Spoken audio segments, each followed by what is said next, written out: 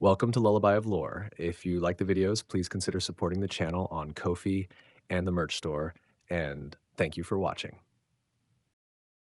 Changelings. There's a person sitting across from you right now. You have known them for years. You know their face, their voice, the way they laugh, the particular way they tilt their head when they are thinking.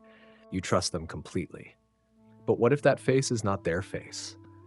What if the person you have spent years learning to know has never once shown you who they actually are? What if, beneath every comfortable moment of recognition, there is someone else entirely watching you through eyes that are not really theirs, wearing a shape they chose the way you might choose a coat? This is not a horror story. For the Changeling, this is just Tuesday. The Changelings of Dungeons & Dragons are one of the most philosophically interesting races ever created for the game, not because of their combat abilities or their place in world history, but because they force a question that most fantasy races never bother to ask. What makes a person real?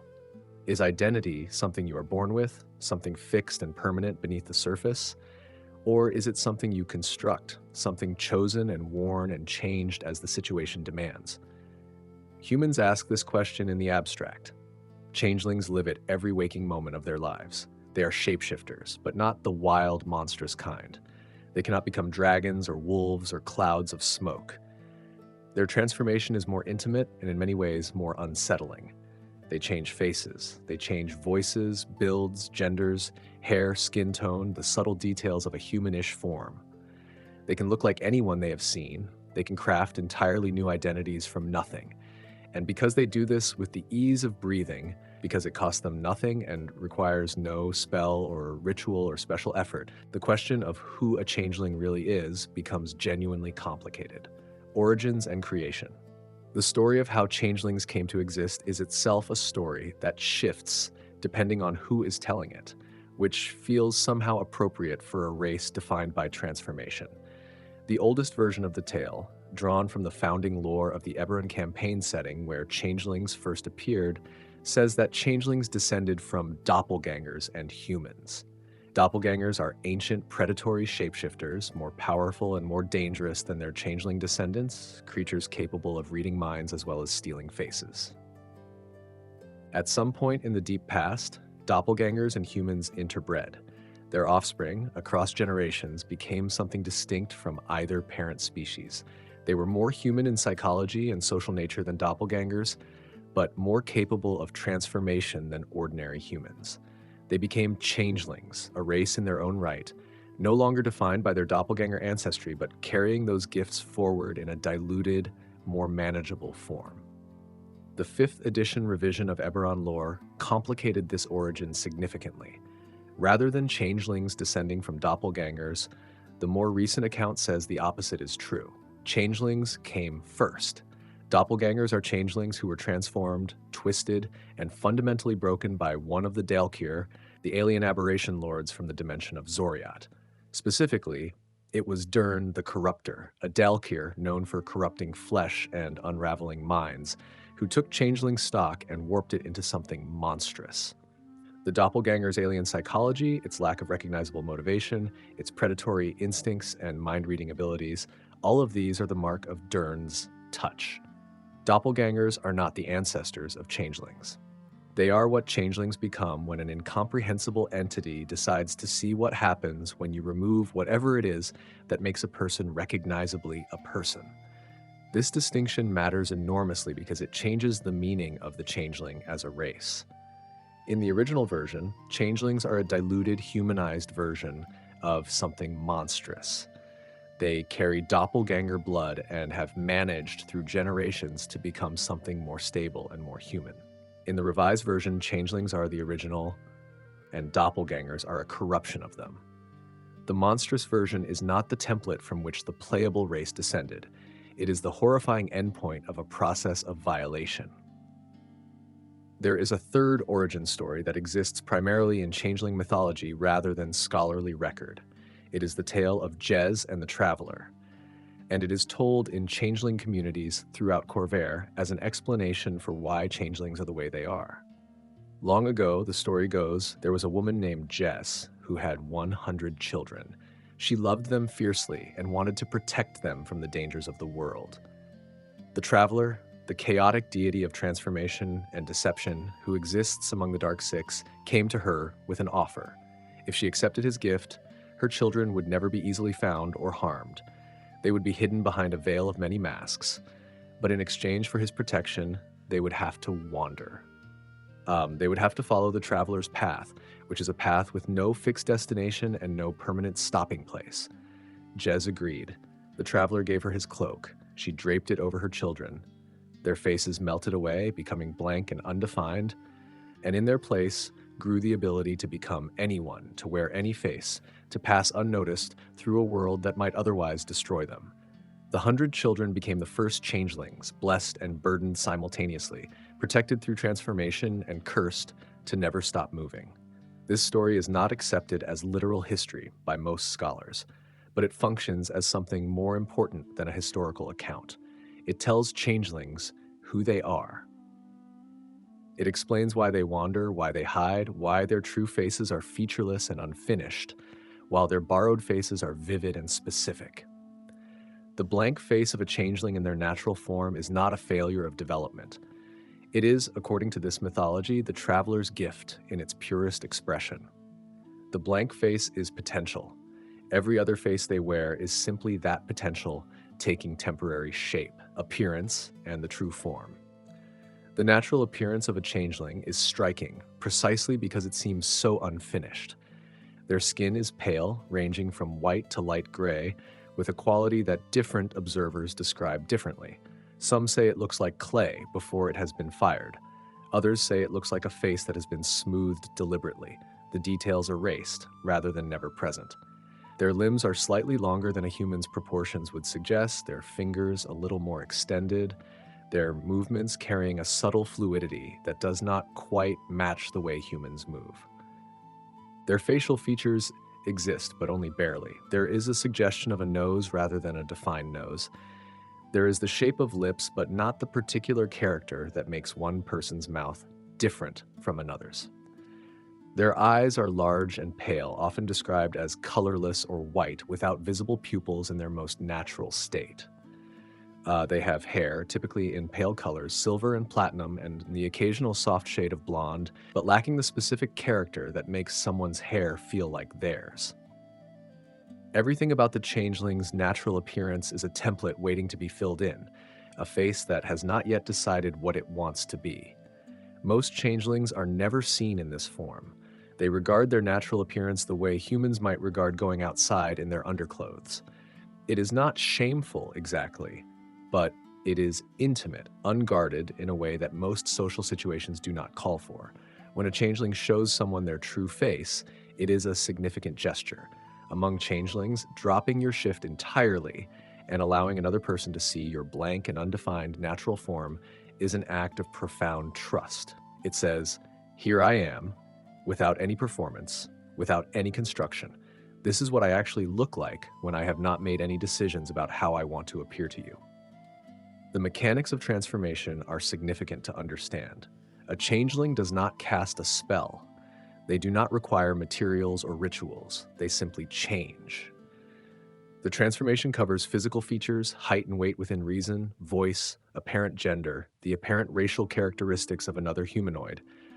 They cannot change their fundamental size in any dramatic way. They cannot grow wings that function or sprout gills that breathe. But within the range of humanoid forms they have observed, they can craft an appearance with extraordinary precision. What they cannot duplicate is information they do not have. A changeling who has never seen a specific person cannot impersonate that person accurately. They can guess, and an approximation might fool someone who only knew the target vaguely, but the particular details of a specific face require study. Changelings who work as spies or infiltrators typically spend significant time observing their targets before assuming their appearance. The transformation is supernatural, but the craft behind it is learned skill. There is also a question of clothing and equipment. A changeling's transformation covers their body, not what they are wearing.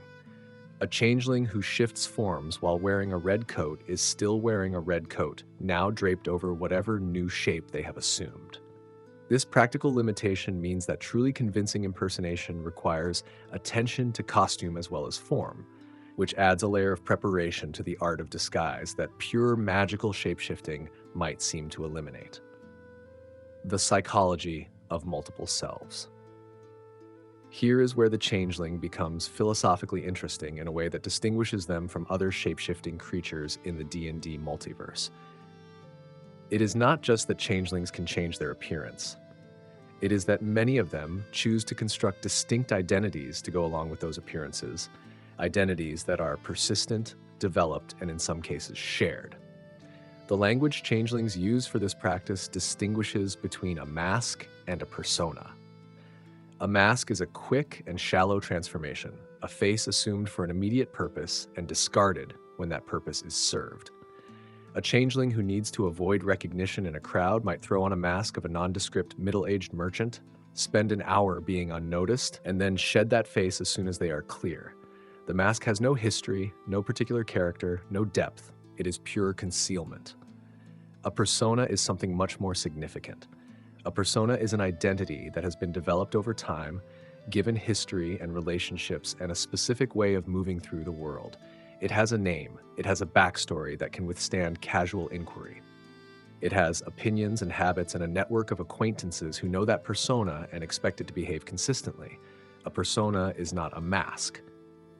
It is a character that the changeling inhabits, and the line between playing a character and being that character can become genuinely blurry. Many changelings maintain multiple personas simultaneously. They might have a professional persona used for work, a social persona for their neighborhood, a romantic persona for a specific relationship, and a private persona they use when they want to be anonymous in a city where their other identities are known. Each of these might have different names, different apparent races, different occupations and reputations. The changeling moves between them based on circumstance, and in each context they are known only as that persona, not as the changeling underneath. This practice raises questions that changelings themselves argue about constantly. If you spend 20 years as Andrea the Healer, kind and dedicated and known throughout a district for your generosity, are you Andrea? If Andrea's patients love her and she has genuinely come to care about them, if the values she expresses as Andrea are the values she would express in any identity, at what point is Andrea not a mask, but simply another way of being yourself? Some changelings find this question liberating, others find it terrifying. The three philosophical stances that changelings tend to fall into reflect three different answers to this question. The first group are called passers. Passers choose a single identity and commit to it. They pick a face, a name, a role in a community, and they stay there. They use their natural ability to maintain that identity consistently, never breaking the performance. Passers want to belong. They want to be part of a community in the deep and sustained way that requires consistency, and they accept the constraint of a fixed identity as the price of that belonging. Other changelings sometimes look down on passers as denying what they are, but passers would argue that committing to a single identity is just as valid a use of their nature as cycling through many. They have chosen, and choice is its own kind of authenticity. The second group are called becomers. Becomers embrace transformation as the essential truth of changeling existence. They shift identities the way others change clothes, inhabiting each persona fully while they are in it, but never becoming attached to any single face as their real one. Becomers regard all identities as equally real and equally temporary, genuine expressions of who they are at that moment. They tend to be mercurial and difficult to pin down by members of other races, because the person you knew as Terran last week might appear as Mira this week and show no particular distress at the shift. For becomers, this fluidity is not deception, it is simply how they exist. The third group are called reality seekers. Reality seekers believe that beneath the transformations, beneath the masks and personas and borrowed faces, there is a true self that can be known and lived from. They prefer their natural form. They are more likely to build communities with other changelings where they do not have to hide what they are. Reality seekers tend toward more lawful alignments, finding meaning in consistency and truth rather than fluidity. They are often regarded with a mixture of admiration and puzzlement by other changelings, since the pursuit of a fixed true self seems, from a becomer's perspective, to miss the point of what changelings are. None of these philosophies is officially endorsed or more authentically changeling than the others. Different families and communities tend to lean toward different approaches, and individual changelings may shift between these orientations over the course of their lives, which is itself a kind of irony that the more self-aware among them tend to appreciate. The Traveler and Changeling Faith. The Traveler occupies a unique position in the D&D pantheon. Among the Dark Six, the gods cast out from the sovereign host for their disruptive or malevolent natures, the Traveler stands apart as the one who is chaotic neutral rather than evil. The other members of the Dark Six are worshipped primarily by creatures whose interests align with darkness and destruction. The Traveler is worshipped by those who value change, cunning, innovation, and transformation itself. The Traveler's doctrine, such as it exists, holds that stasis is the only true enemy. Change is not merely acceptable, it is sacred. The Traveler never stays in one place, never takes one form, never commits to a single identity long enough for that identity to calcify into something that can be known and anticipated, and therefore controlled. The Traveler's strength comes from incomprehensibility, from the fact that no one can ever be certain they are dealing with the real Traveler, rather than one of their many faces. This is presented not as deception exactly, but as a kind of cosmic honesty. The Traveler knows that all fixed things eventually crumble. The mask that admits it is a mask is more truthful than the face that claims to be permanent. For changelings, particularly those who follow the Becomer philosophy, the Traveler's teachings resonate deeply.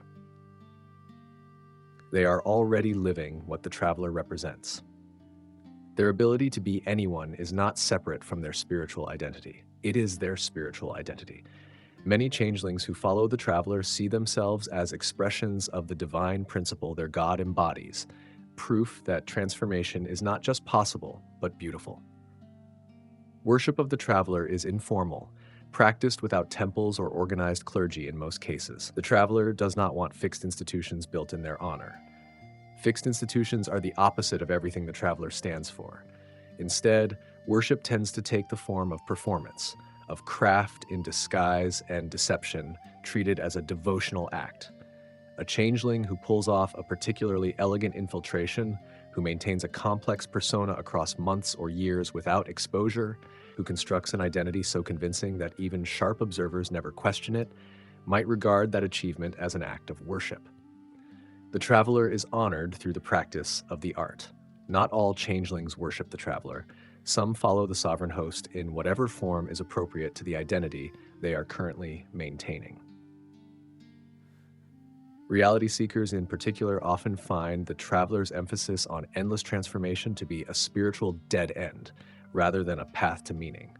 And changelings who have been raised apart from other changelings, adopted into human or elven or halfling families with no exposure to changeling traditions, may have no particular relationship with the Traveler at all.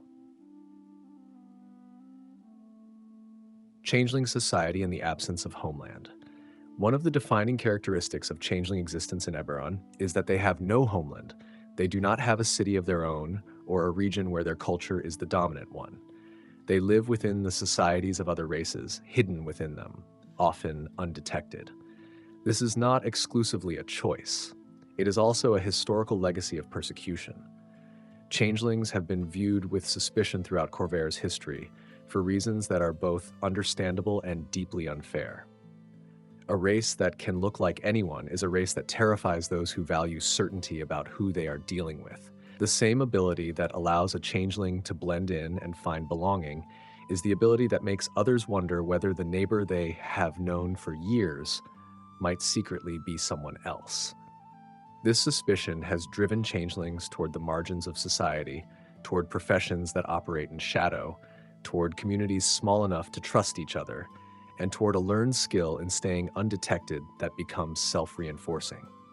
The more changelings hide, the more their hiding seems to confirm that they have something to hide.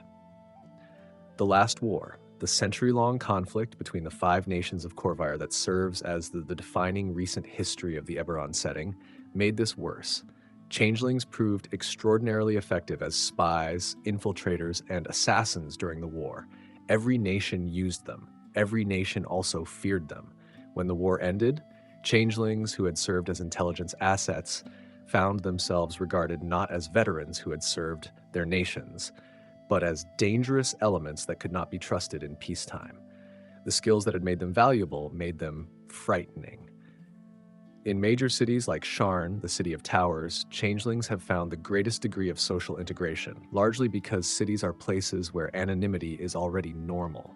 In a city of 1,000,000 people, the fact that your neighbor's face changes is less noteworthy than it would be in a small town where everyone knows everyone. Urban changeling communities tend to be informal networks of individuals who know each other's true faces, but maintain their various personas in their dealings with the broader city. Trust within these networks is maintained through shared vulnerability. Everyone in the group knows enough about everyone else to destroy them if they chose. That mutual exposure creates a bond that functions as its own kind of loyalty. Criminal organizations with changeling membership tend to be exceptionally effective and exceptionally difficult to dismantle. An organization whose key members can each maintain 3 or 4 separate identities, none of which appear connected to any of the others, presents investigative challenges that ordinary law enforcement is rarely equipped to handle. This has led to a persistent association between changelings and criminal enterprise that changelings themselves recognize as both accurate in some cases and wildly unfair as a generalization. The Tyrants, a major criminal organization based in Sharn, are composed primarily of changelings and doppelgangers. Their infiltration of city institutions is extensive enough that they are believed to have a representative on Sharn's council, though identifying which council member might be a Tyrant's operative is a matter of ongoing and largely unsuccessful investigation. The existence of organizations like the Tyrants confirms the fears of those who mistrust changelings, while also demonstrating that those fears are not entirely unfounded in every case. There are also changeling communities that have little to do with crime. Entertainer troupes composed entirely of or primarily of changelings exist throughout Corvair, their performances treating transformation as art rather than concealment. Some changeling communities have begun building what they call reality seeker settlements, small enclaves where changelings can live openly in their natural forms without hiding what they are. These settlements are new enough that they have not yet developed distinct cultural traditions, but they represent an experiment in a different kind of changeling existence, one based on visibility rather than concealment. The doppelganger question. The relationship between changelings and doppelgangers is one of the most fraught aspects of changeling existence, and it has changed significantly across different editions of the game, which creates a rich layer of canonical complexity that a documentary treatment can engage with honestly. The question, in its simplest form, is this: are changelings and doppelgangers the same kind of creature, or are they fundamentally different? And whatever the answer to that question, how do changelings relate to the doppelgangers who share their shapeshifting ability but not their recognizable psychology? In the original Eberon lore from 3rd edition, doppelgangers came first. Changelings were a later development, descended from doppelgangers who had interbred with humans across enough generations that the result was a distinct race. Changelings were, in this framing, a humanized version of doppelgangers. They were like doppelgangers that had been softened by generations of human influence. Their telepathic abilities were diminished to nothing. Their combat prowess was reduced to ordinary humanoid levels.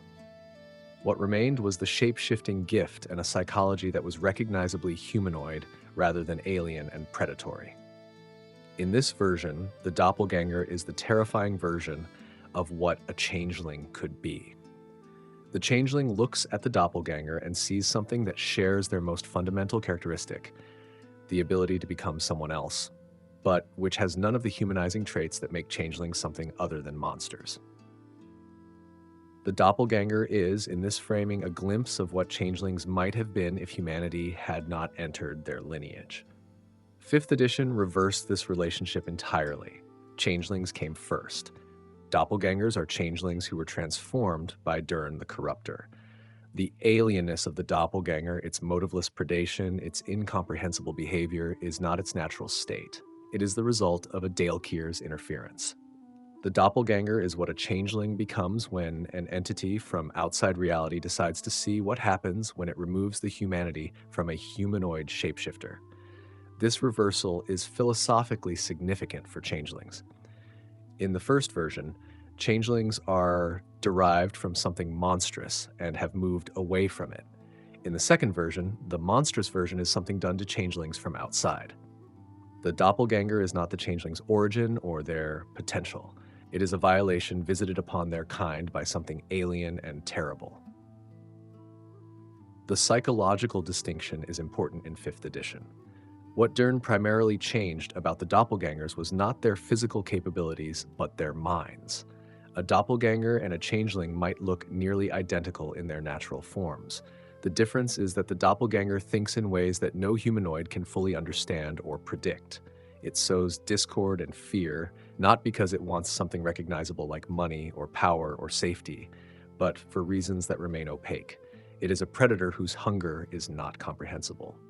This is what makes the doppelganger horrifying in a way that the changeling, despite sharing the same surface ability, is not. The changeling has motives you can understand. The doppelganger may not. There is a darker implication in this lore that changeling communities are very careful about. If Dern created doppelgangers by altering the minds of changelings, then the transformation is theoretically something that could happen to any changeling. Not easily, and not without active supernatural intervention, but the potential is there. There are stories in some changeling communities about individuals who began to change in ways that went beyond their natural shapeshifting, who became more alien over time, more unpredictable, more disconnected from the values and relationships that had defined them. Whether these stories represent actual encounters with Dern's influence or are simply the anxious folklore of a persecuted people is impossible to say from the outside. The legend of Jess in Changeling mythology. The tale of Jez and the Traveler, which was touched on in the origin section, deserves deeper examination because it functions as the central organizing myth of changeling culture and tells us something important about how changelings understand themselves. In the most complete versions of the story, Jez was not merely a mother who wanted to protect her children. She was a woman who had survived something terrible, whose 100 children represented the continuation of something that had nearly been destroyed. The precise details vary in different retellings. In some versions, Jez lived during a time of persecution, when beings like her children were being hunted. In other versions, she is simply a woman of great love, facing a dangerous world with nothing to protect her family but her own resourcefulness. The Traveler, in this story, is not straightforwardly benevolent. The Traveler never is. The bargain is a genuine bargain with real costs. Yes, the children will be hidden and protected. Yes, they will be able to be anyone, but they will wander. They will follow the Traveler's path, which is the path of change and motion and impermanence. They will never have a homeland. They will never have a fixed place in the world that is simply and unambiguously theirs. The protection and the wandering are inseparable. You cannot have the gift without the restlessness. What is remarkable about this story is that changelings tell it without resentment, or at least without simple resentment. The Traveler did not deceive Jez. The terms were clear, and the blank faces the children wear, the undefined features that humans find unsettling, are understood within this mythology not as a curse or deficiency, but as the form of the gift itself. To be undecided is to be free. To have no fixed face is to have every face available. The unfinished quality of the changeling true form is the truest expression of their nature. Pure potential that has not yet collapsed into a single specific shape. This mythology also explains why changelings can share personas across individuals and across generations. In some communities, multiple changelings maintain the same persona, passing it between them like an inheritance. The persona of Andrea the Healer might be held by 3 different individuals over 50 years, each one stepping into that identity when it is their turn and stepping out again when the time comes. The persona outlives any individual. The relationship Andrea's patients have with her is with the persona, with the shape of the healer who has been serving this district for decades, not with any particular changeling who has happened to be wearing that shape. This practice is understood differently by different observers. To many non-changelings, it seems like pure deception. To the changelings practicing it, it is closer to a kind of community service, a shared project of care carried out through the medium of an identity rather than an individual. Changeling children and the question of family. One of the most poignant and troubling aspects of changeling existence involves how changeling children come into the world and how they are raised. Changeling infants are born with their shape-shifting ability already active, and newborn changelings instinctively shift their appearance to match the child they are placed near. This instinct is believed to be a survival mechanism, an echo of the traveler's gift expressed at its most fundamental level. An infant that looks like the other infants in its environment is an infant that draws no unwanted attention. This instinct has given rise to a practice that non-changelings find disturbing, and that changelings themselves have complicated feelings about. Changeling mothers sometimes leave their infants with families of other races, taking a child of that family in exchange. The changeling infant instinctively adopts the appearance of the family's child and is raised as a member of that family, never knowing its true nature until puberty, when the shape-shifting ability reasserts itself fully, and the young changeling finds themselves suddenly capable of things no member of their adopted family can do or explain. This practice draws directly on real-world folklore about changelings, the belief in some cultures that fairies would steal human children and leave one of their own in its place, a child that seemed human but grew up strange, difficult, and disconnected from the family raising them. The D&D version is more sympathetic in its framing. The changeling parent who leaves their child with another family is not malicious. They are attempting to give that child a stable upbringing in a community where changelings are accepted and integrated, because the alternative, raising the child openly as a changeling in a world that fears and mistrusts them, is a harder path. The result, however, is often a young changeling who discovers at puberty that everything they thought they knew about themselves was a construction. The face they grew up with was not their face. The family that raised them is not biologically related to them.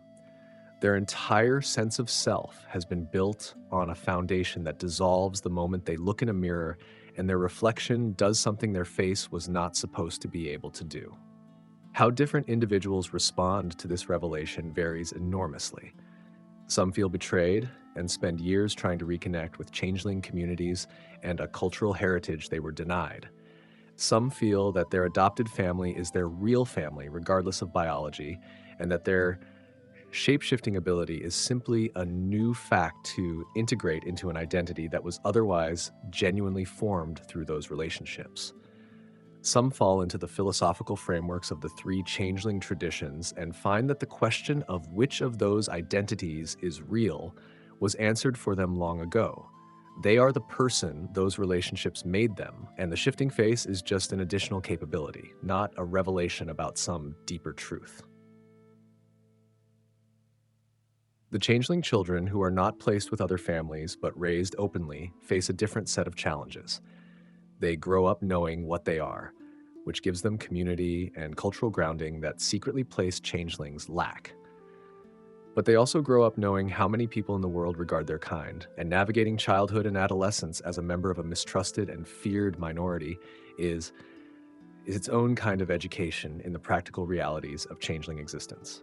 Changelings and other races. The way changelings are received by the various races of Corvair varies significantly, shaped by history, by cultural values, and by the degree to which a particular society depends on trust and predictability in its social relationships. Humans are the race changelings most frequently live among, partially because human societies are large and diverse enough to accommodate unusual individuals without too much disruption, and partially because changelings who appear human are essentially indistinguishable from humans in their day-to-day lives. Human reactions to discovering a neighbor or acquaintance is a changeling tend to split along predictable lines. Those who have known the changeling for years and have built genuine relationships often find the revelation does not change how they feel. Those who have known the changeling only casually, or who have reason to wonder whether they were deceived, tend toward the fearful and hostile response. Human societies have produced both the most welcoming communities for open changeling life and some of the most violent historical persecution. Dwarves, with their deep cultural emphasis on clan identity and the importance of knowing exactly who you are dealing with in matters of commerce and contract, tend to be more uniformly suspicious of changelings. A dwarf negotiating a business deal wants to know they are sitting across from a specific person with a specific reputation, someone whose word means something because it is traceable back to an identity that will persist beyond this conversation. The changeling's ability to be someone else tomorrow is not merely unsettling to dwarves. It is a fundamental violation of how they believe society should function. Dwarf communities where changelings are open about their nature tend to develop very specific trust mechanisms, elaborate verification rituals that the changeling must submit to in order to demonstrate continuity of identity. The changeling who submits to these rituals willingly and consistently builds a reputation for reliability that is, paradoxically, more solid than that of many non-changelings because it has been tested and verified rather than simply assumed. Elves have their own complex relationship with changelings. The elven emphasis on long memory and the continuity of identity across centuries sits uneasily with a race that changes faces as readily as seasons change. Elves who have lived for hundreds of years have a deep investment in the idea that who you are persists, that the elf who made a promise centuries ago is the same elf who is expected to keep it today, and that identity is not merely a temporary configuration, but something real and lasting. The changeling's relationship with identity challenges this assumption in ways that long-lived races find particularly uncomfortable. Among halflings, reactions to changelings are more pragmatic and often warmer than among other races. Halfling culture places high value on adaptability and on getting along with the varied communities halflings move through. The halfling's own history of living as a minority within larger societies has, in many cases, cultivated a sympathy for those navigating similar circumstances. Halfling communities with significant changeling populations tend to develop informal norms around changeling identity, acknowledgement systems that allow changelings to signal their nature to those in the know while maintaining their disguises for the outside world. Changelings outside Eberon.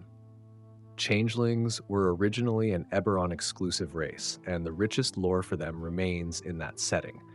But subsequent editions have introduced the possibility of changelings existing across the broader D&D multiverse, with somewhat different explanations for their origins. In this multiverse version, changelings are connected to the Feywild, presented as creatures whose shape-shifting ability is a remnant of the mutable essence of that plane of existence. The name changeling itself connects to the real-world folklore about fairy children swapped for human infants, children who seem not quite right, who grow up strange and disconnected from the families that raised them, who eventually reveal themselves to be something other than human. This mythological resonance gives multiverse changelings a slightly different flavor than their Eberon counterparts. They are less urban and criminal in their associations, less shaped by the specific political history of Corvair, and more aligned with the capricious and unsettling qualities of Fey creatures generally. In the Feywild origin version, changelings did not begin as doppelganger descendants. They are creatures who came out of the Feywild carrying its essential quality of transformation. The Feywild is a plane of heightened emotion and magical intensity, where the world itself seems to respond to stories and desires. Changelings from this tradition carry that responsiveness in their flesh, able to reshape themselves the way the Feywild reshapes landscape in response to the stories happening within it. The practical difference in play is often minimal, since the mechanical abilities of the race remain similar across these different lore frameworks, but the flavor is distinct. An Eberon changeling is shaped by urban survival, by persecution and craft, and the pragmatic adaptation to a world that fears them. A Feywild changeling is shaped by something wilder, more elemental, connected to a plane that does not operate by ordinary rules. One is a survivor who has learned to disappear into civilized society. The other is something that civilization itself struggles to fully contain. There is also a version of the Changeling story that connects to Kaloon, the ancient and forgotten kingdom of Sarlona, the continent that would eventually become dominated by the Inspired and their Redren Empire. Kaloon was a society of sages and scholars who practiced forms of magic that other cultures of their time considered dark and dangerous. Among the experiments conducted in Kaloon were attempts to alter the fundamental nature of humanoid flesh, to grant the body the kind of flexibility that the mind already possessed. The theory, in some accounts, is that the first changelings emerged from these experiments, that Kaloon's scholars found a way to pass shape-shifting ability into a bloodline, and that the descendants of those original subjects fleeing when Kaloon eventually fell scattered across the wider world, carrying that gift and its complications with them. This origin, if true, would make changelings not a natural race at all, but a designed one, a people created by deliberate magical modification rather than by the ordinary processes of biological development. Whether this represents the true history of the changeling race or simply one more theory among many that changeling communities argue about, it adds a layer of tragedy to their story. A people who were changed before they were born, made into something different from ordinary humanoids by scholars who are now dust, carrying the results of someone else's experiment as the most fundamental fact of their existence.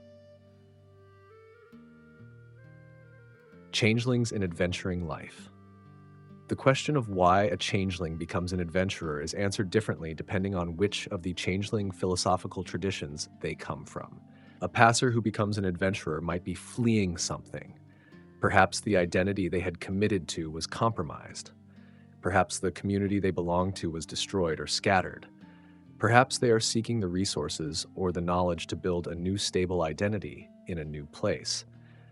Passers who adventure often do so as specific characters, maintaining a consistent persona throughout their adventuring career, which can lead to poignant moments when the people who care about that persona discover they were caring about a construction rather than a person, or equally poignant moments when the changeling realizes that what they constructed has become as real as anything can be.